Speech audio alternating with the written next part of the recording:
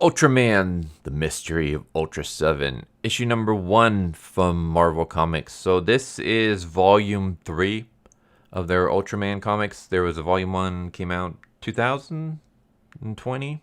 I think 2020 there was one. 2021 there was volume 2, and now 2022 there's volume 3. And they all kind of follow each other, so you kind of have to read the previous stuff to know what's going on. But I'll catch you up.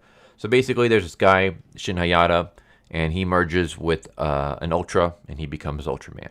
And he joins the USP. They're like the special task force that take on Kaijus. And they're aware that he's Ultraman, but the world at large doesn't know that he's Ultraman. And anyways, yeah, he goes around and he fights Kaijus. And then there's this guy. His name is Dan Moriboshi. Dan Moriboshi had an encounter with an Ultra back in the 60s. Basically, he was part of the USP. He was flying around on his ship. An Ultra crashed into him, and then he kind of disappeared. And now he reappears 40 years later, or however long it is, and he looks exactly the same as he did when he disappeared. And he is Ultra 7. And in the end of the last issue, Dan meets up with Shin. He uses his powers somehow, and he sucks out the Ultra Force from Shin and takes it onto himself. So now he powers up his Ultra 7-ness, and now Shin can no longer use the Ultra power. And there you go. You're kind of caught up. So yeah, I'm a huge fan of Ultraman. Freaking loved this series as a kid. In fact, I actually got into Ultraman from what was it called? Ultraman Towards the Future, which was the Australian version came to America. It's considered like the weakest version of Ultraman ever, like the worst of it. But that's how I got introduced when I was a small child. And then as I grew up, I started watching all the other Ultraman stuff. And now, thanks to, this is not a sponsorship, but I'm going to plug Tubi. Because Tubi, free streaming service, they have a bunch of tokusatsu stuff. In fact, right now on my other monitor, I have it going right now, and it's 24 hours of Kamen Rider, the original. Every day they have 24 hours of something. So today was Ultraman. Today was Kamen Rider. The day before was actually Ultra 7. And then I think the day before that was the Ultraman cartoon. It's basically just tokusatsu 24/7, 7 days a week. And it's awesome. And I always have it playing. But yeah, this goes a little bit different because than the series it's inspired by. Because obviously Ultraman Shin took place in the was it the 60s or the 70s? When did the original Ultraman come out? Whenever the original Ultraman came out, I think it was 60s or 70s. But this takes place in a modern time.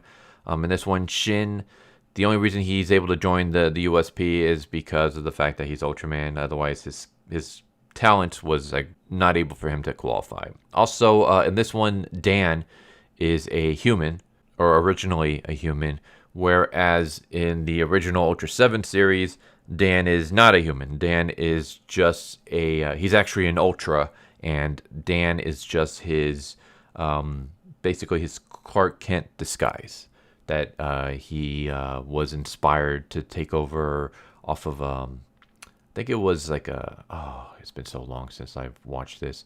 It was either a jogger or a biker or someone that he met. But yeah, he just kind of takes his form, but he's not a human.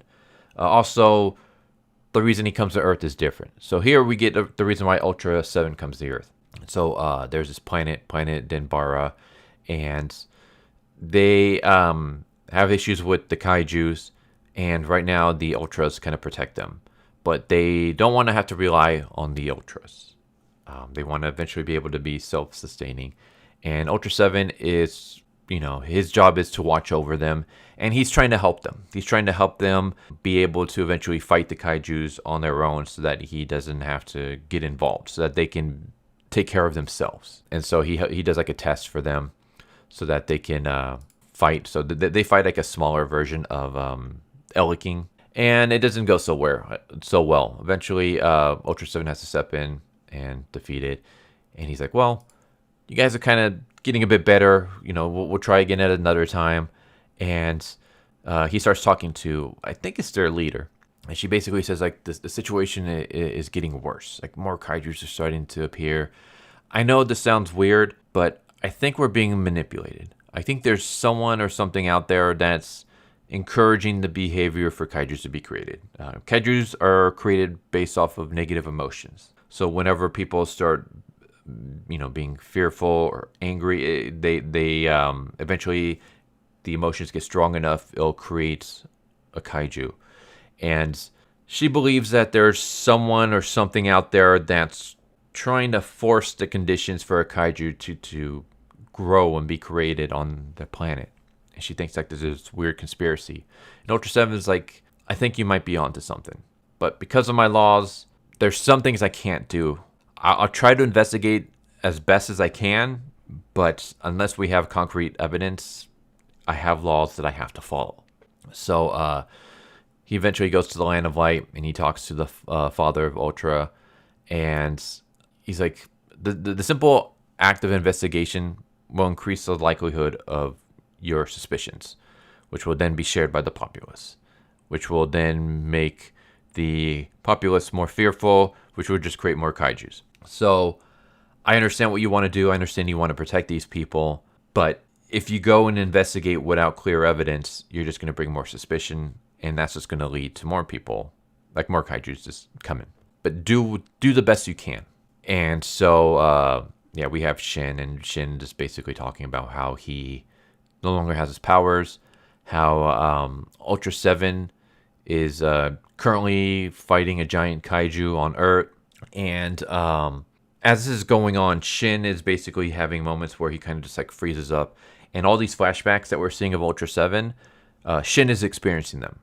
Basically, when Dan was siphoning up the Ultraman powers out of Shin in the previous volume, some of Ultra 7 leaked in, I guess, to Shin. And now Shin is getting the memories of Ultra 7 and how he came to Earth and stuff. And we get another flashback where Ultra 7 appears back on Denbara, and the place is destroyed. Everyone's dead.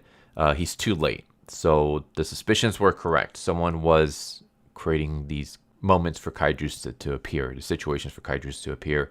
And he fights one of the kaijus that are there, and then he leaves. And he starts breaking rules. He starts using his powers to access the Ultra Galactic Communications Array, and trying to find any suspicious transmissions. And he sees one with the director of the USP. So it turns out the director of the USP is evil. So I'm like, wait a second, this sounds kind of familiar.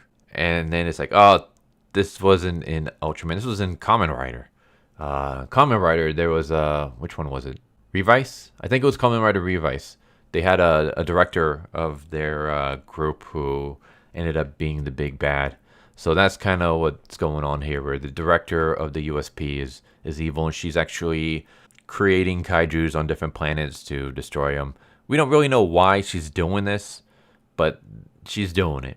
Yeah, Shin's getting these memories, and she's kind of getting upset. She wants to know more. Like, what do you know about the Ultraman? Tell me everything. And Shin's like, I don't really know much. Whether he's lying or not, I don't know. But I mean, if I was him, I wouldn't divulge, like, hey, I know I know what you're up to, bitch. But yeah, eventually Ultra 7 goes to Earth because that's where the investigation leads him to. And then while there, he crash lands and he comes across Dan. So that's different than the TV series. In the TV series, Ultra 7 is just going to Earth, and he I forgot, why does he go? I think he just goes to, like, does he go to protect him, or does he just go to check him out? I forget the reason why he went, but there was no Denbara conspiracy, anything like that. He just goes, and then he falls in love with Earth, and he decides to live amongst the people there. So yeah, this is different. I kind of like this version better. It's interesting. I like the whole conspiracy aspect of it, what's going on, why is the director involved, what does she want, why is she creating these kaijus. It's inspired by the Ultra series, but it kind of does its own thing, kind of mix matches what it wants to take and what it wants to create. It's okay with me, I guess. Like, I'm one of those people where, I don't know, like, I like when things are faithfully adapted, but then also at the same time, I can kind of see when you want to do something different. I mean, even though this is Ultraman, Ultra 7, this is the mystery of Ultra 7. This is like their own take on it. I'm like, okay, that's all right. I mean, if I want to like see the original, I guess I can always just go watch the TV series. It's not like you're taking a book and then just completely bastardizing it. So, so yeah, there you go. There's Ultra 7, issue number 1. I liked it. I thought it was good. Not great or anything. Like for me, the Marvel Ultraman stuff has been they've been okay. Like if I was to grade them, I'll give them maybe like a C plus, B minus. They're, you know, above average to good. Nothing to write home about, but they're not like, oh man, this is crap. Like they're not gonna kill my love for Ultraman. Like this, it's not that bad or anything like that. They're okay. They're fine. This issue is kind of following the same grading, I would say. I'd give it yeah, a B minus. It was enjoyable. I'm kind of interested to see where it goes. They do have stuff at the end where so they have like the main story, and then they have like Kaiju Steps, which is like an Ultra Q, which is what Ultraman was originally created from. Ultra Q was basically Japan's version of the Twilight Zone in a sense, and Ultraman was like one of the characters in one of the episodes and stuff. So they have like Ultra Q, like just like a one-shot little mini story, and then they also have another story which goes more into depth of the director. I'm not gonna spoil anything, but yeah, just to say she's evil. Yeah, there you go. This was actually also written by Kyle Higgins, who you may have known as the writer for Radiant Black. So yeah, if you like Radiant Black, that's kind of like the writing you're gonna get here. The funny thing is that I would say his Ultra stuff is better than his Radiant Black stuff. I don't know if it's because the editors are keeping him more on a tighter leash. Maybe it's because he's borrowing, like he's writing based off an already existing IP. So maybe there's like rules that he can't break or something. I don't know. But his Ultraman writing is better than his Radiant Black writing, which is just like if the Radiant Black was as well done as this, the Supermassive verse would be in a lot better place. I would say that. But there you go. The Mystery of Ultra 7, issue number 1 from Marvel Comics. Hope you enjoyed the video, and I hope to see you next time. Take care, everybody. Later. So what did you guys think of that video? I hope you guys enjoyed. If you guys haven't already, please subscribe, hit that bell for a notification, leave a like if you enjoyed the video. And if you didn't enjoy the video, thank you for watching it this far, and I hope the next video is more to your liking. Feel free to check out the playlist that you guys see, and I hope to see you guys next time. Later.